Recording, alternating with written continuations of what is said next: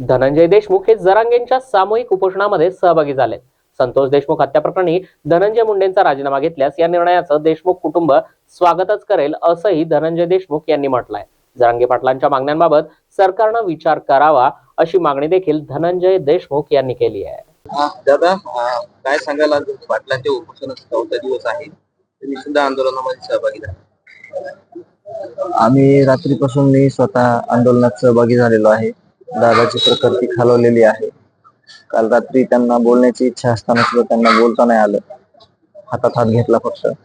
आणि मला देखील काय त्यांना बोलावं, काय म्हणजे विनंती करावं हे कळलं नाही. मी निर्णय घेतला की आंदोलनात सहभागी झालं पाहिजे.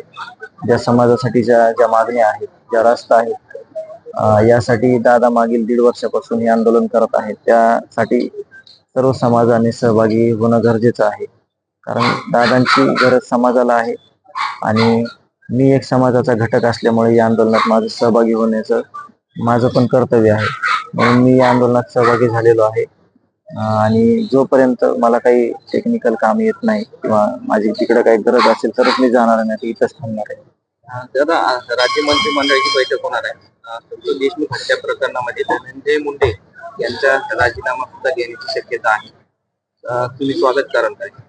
स्वागत करण्यापेक्षा ज्या प्रशासनातल्या सगळ्या हे कुडमुडून गेलेल्या सगळ्या संस्था आहेत, ज्यांनी या सगळ्या गोष्टीचा गंभीर परिणाम झालेला आहे, चुकीच्या गोष्टी करायला भाग पडला आहे सगळ्या, त्यासाठी सरकारला जे त्रास झालेला आहे किंवा सरकारला ज्या सगळ्या म्हणजे सगळे प्रश्न उभे राहिलेले आहेत सरकार पुढे, त्यासाठी सरकारने जे निर्णय घेतील जेणेकरून या आपल्या न्यायाच्या प्रक्रियेमध्ये कुठं अडसर ठरत आहेत, त्यासाठी त्यांनी ते निर्णय घेतले पाहिजेत. ते त्यांचा अधिकार आहे आणि त्यांनी गांभीर्याने घेतलं पाहिजे.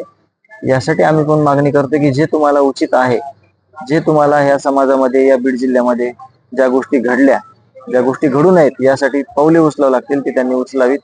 आम्ही त्यांनी जे निर्णय घेतील त्यावर आम्ही म्हणजे त्याचा स्वीकार करू की हे त्यासाठी केलेलं आहे आणि आम्ही त्याची वाट बघतो.